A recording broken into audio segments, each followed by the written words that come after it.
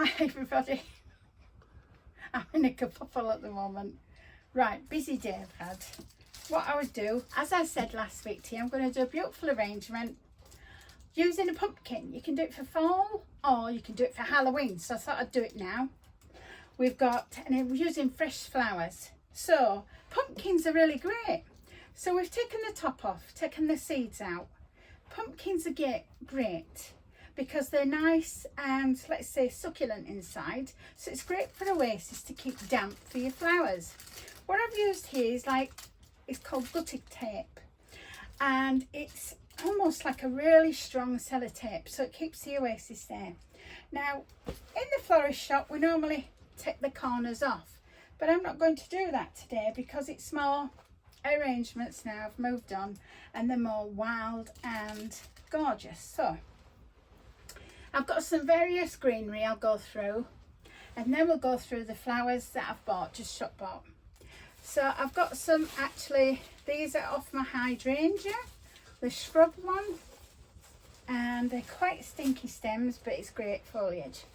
I've got some hedgerohelix, that's ivy, and I've got the variegated one, which is like green and white, and they're gorgeous large leaves. I've got some laurel, which we're going to use as well. So let's sort these greenery out. So I thought the ivy would give a nice curvature to it. And we've got some, what's it now? What's it called? What's this called? Fatsia. Thank you. Now, these are what it is at present. But these ones here that are yellow have fallen off. But they're fantastic in the arrangement because greenery does keep a long, long while, unlike your flowers. But it's perfect fall colours, and they've got this beautiful fan shape. Now these are great for your hand-tied bouquets. You only need 3 to 5, depending on what size bouquet you're doing, or maybe 7 or 9. Depends how big it is. So we've got our Oasis in here. I've got one full block, soaked it in the sink. Now, an easier way to make your Oasis get wetter quicker, if you're in a rush like a florist and you haven't got time to wait, use a wire to poke it right through, or a knife to poke it right through your Oasis. It won't harm, and push it in the water. When all the bubbles have gone, that means your Oasis is soaked. Right, so let's start off. I'm going to start off with some of these Fatsia because they're just a gorgeous shape, and they will give me a nice shape at the bottom. When you're cutting these leaves or any greenery, cut it at a diagonal like that. So don't think, oh, she's only cut it that short, but think you only want 1 inch or so to go in your Oasis, unlike you're not fixing a wedding bouquet, so you don't have to put a wire on the top. So let's start here. I'm going to put one in there, right in that corner on the level, and I'm going to do this with another one on the other side, so that it comes around here. And really what I want is just my Fatsia. I don't want really much of the stem showing, so I'm going to put some more in. Let's have a couple of these. Just coming in with a little bit. I'm going to put other leaves in there. You can go uniform. I like to go uniform with greenery. Some people do, some people don't. So let's go, if I can get one up here. We'll do one there. So that's flowing into that way. And we'll get an even taller one into this part here. And because we've got quite a bit of Oasis, we've got a depth to go, so that's great. So I think I've picked just enough of those leaves there. So that's giving it like a shape. I wondered actually, because a lot of the are now U-shaped. A lot of the arrangements are crescent, but I thought no, I'll go all traditional and I'll do with what I feel when I see it. Sometimes you have to adjust. So these are great fillers off my hydrangea. So we're going to start packing it round there, getting a really nice shape. So I don't know if any of you are getting ready for Halloween or anything, or fall yourselves. So I'm going to put that one there. That looks really nice. And then I'm going to put one here let's see it coming together, because we've still got plenty of green. Yeah, I'm going to put one there.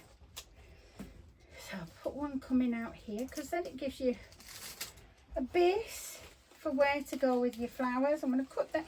You see, people, you can cut there, use this one, but you've also got this one again. So take a couple of leaves off the bottom, so you've got an inch, a good inch of stem. And then what we want to be doing is we're trying to disguise the Oasis. So yeah, I think I might come do that one there. And then we've got some more to fill out. So we don't want to be seeing that tape. It's at the bottom. Right, now we've got some ivy to play with. I'm going to make it quite, so it gives it quite a bit of curvature. So it's quite sparsely put. Nope, not that one. Sometimes you just have to work with, you normally see it, and you can see the sort of outline it's making. This ivy's gorgeous. I'm trying to make cuttings of it actually, because it's grown so fast. And it's got lovely leaves on it. They're really big leaves actually for an ivy. I have a Hedrohelix one, which is a smaller ivy plant. And again, this one's quite great. Let's spread them out a bit now. This one here, let's have a look. Have a look at what you have to work with. So you can start with the buds. You see that's quite a bit of bare stem there. Yeah, you see that's quite a good bud there. We want a bit of length on it. I've got plenty of Oasis.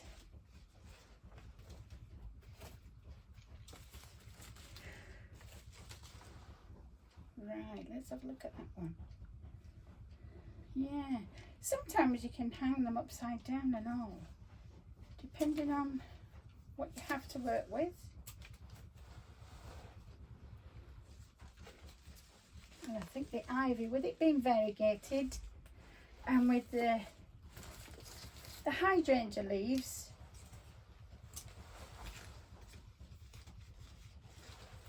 they're going to go nice. It doesn't have to be structured. See this piece here? I'm going to cut that like that. And you can hang it that way or that way. I'm going to put it down here. We want it to look quite natural.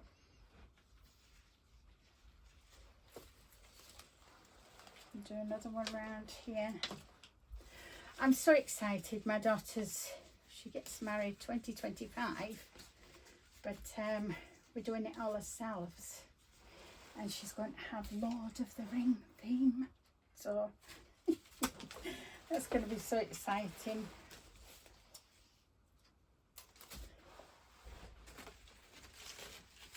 I'm doing that for her as a wedding present as well. I'm going to do that. And the groom's mother's helping. She's lovely. She's doing all the catering, so we're both pulling together and we'll have it fantastic for her. Right, we've got a base to work with here. It's a lovely pumpkin actually, to what they were last year. So every different side has got something with it. Let's look at the flowers now. I've had them in water so they could have a good drink. And I think what I'll do is, sometimes you can add Gypsophila, which is, we just call it gyp in the florist trade, and we always like to use this, especially when it's nice. Now what you do to separate it, when you have it, if you get it home and it's in a vase or you buy it, just do that. Just take it one stem at a time like that. Right, we've got 4 stems to play with. That would be great as a filler after I've done my roses. So we've got some lovely shade of orange roses. And we've also got a lovely autumn colour, Alstroemerias. Now Alstroemeria can be quite sappy as well on the stems. I used to work with a lady, a florist, her name was Sue, and whenever we use spring flowers like daffodils, things like that that have sappy stems, they're beautiful. Have you seen them? We've got 4 here, but we'll work with that, and they've got beautiful heads on them. So what I might do is I might use that one there. That one's a bit thinner, so I'm going to use about that much there, and I'm going to stick that right in the centre at the top of my Oasis. Let's find it near the centre because that's where it will support it. There we go. So we've got that. Now let's use some roses. I thought when I saw these orange roses, I thought they were beautiful. So when you're preparing roses and you get them home like this, you take the elastic off, and what you do is, if you're going to put them in a vase of water like this, like that, you need to take at least 1 inch off with roses. You can always leave that, wrap the heads up really tight. If they're roses, when you get them on, bent, wrap them up, just the heads, in some like paper or card, and put them together. And you can put hot water in here, and what that does is, some of the roses, when you get them home from a florist, what happens is that they get water bubbles in them and they make the heads go soft. So, and you take the leaves off to above the water. Never leave your leaves in the water because they will go stagnant and smell.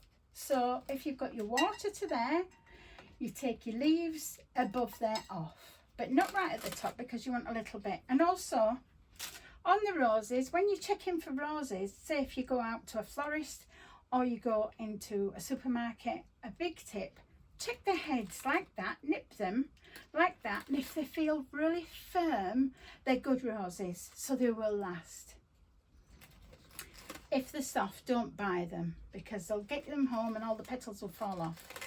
Right, so let's have a look at our roses. There's some outer petals that need to be taken off, because when you use them in weddings, you have to take all the outer petals off that are not very good or bruised, and you put a pin. This is what we did traditionally.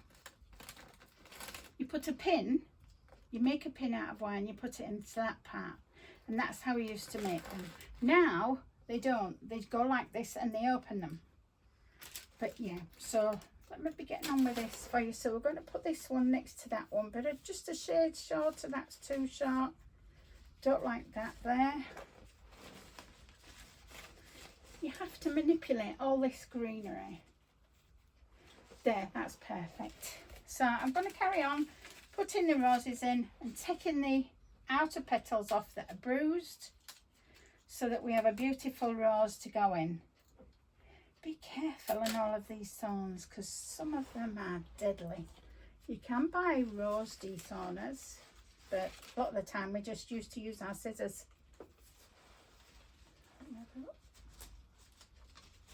Yep, these are nice, good strong stems. Let's see if there's any. So as I say, take the couple ones off so it doesn't spoil it for you.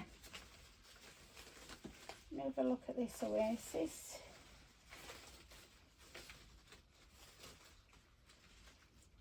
Hope you're all well.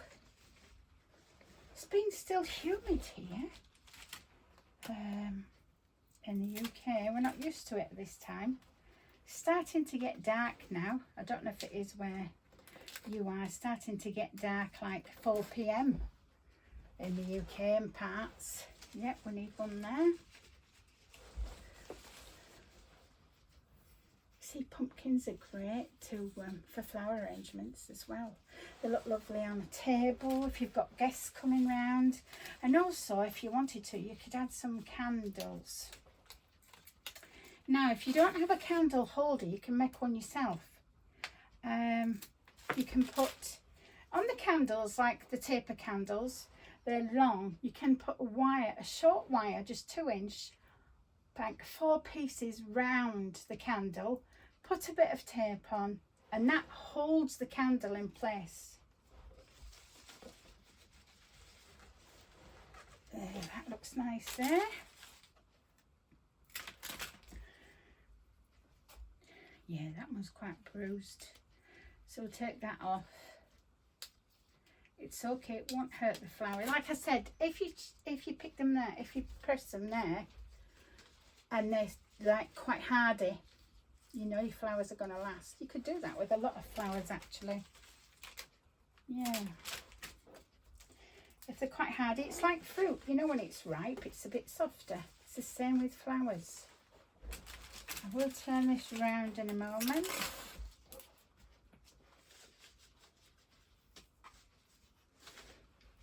To give you another look there, you can see I'm spacing them out. I love doing these types of arrangements. We used to do these for big conferences or hotels. That was always nice to do. Right, they're looking nice to me. But I just wanted to show you don't always have to have florist flowers for them to be really good. Although we do like you to come in and buy things off us. But it's just that not everybody has the money now, but you still want to have a nice display.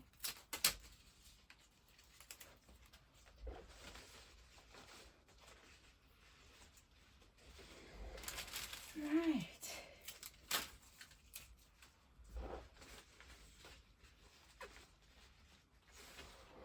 Let's have another look.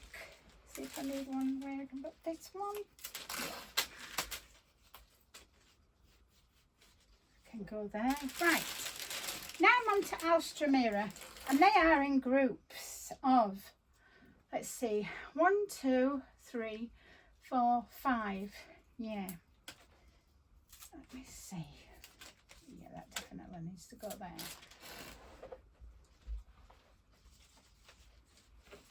So I am pushing them. You see how that's standing out, but I'm pushing it in quite a bit into the Oasis, so it gives it structure.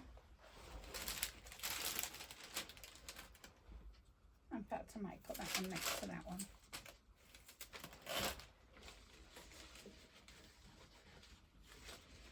So I've put those two next to each other because I needed to. Sometimes it looks nice if you group the flowers together. And this one needs to go there. Look for spare bits of Oasis. Well, it's going to be in there secure.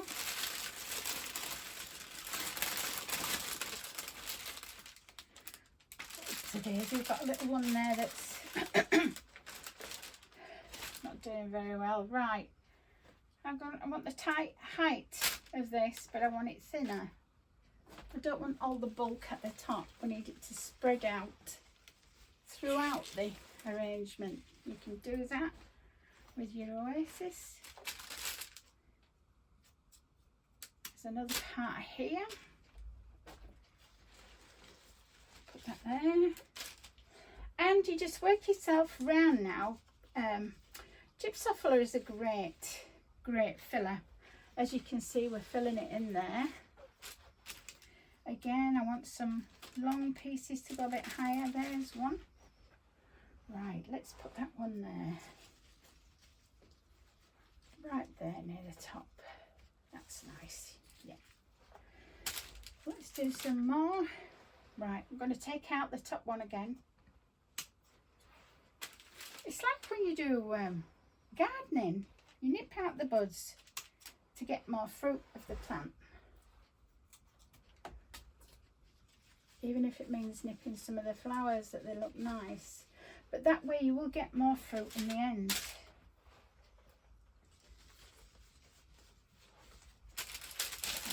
So one more piece of a... yeah, I want a tall piece again, so I'll take that out to give me a bit of length. And I want it round here. And it doesn't have to be filled in absolutely everywhere. So let me have a look. That's nice there. Yeah, I need that down there.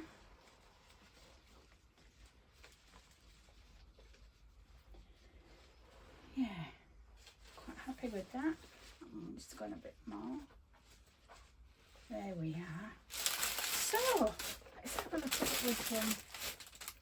We've got our ivy. It doesn't matter if it comes down like this, because almost, if it was on a wedding table as well, you wouldn't have it this high.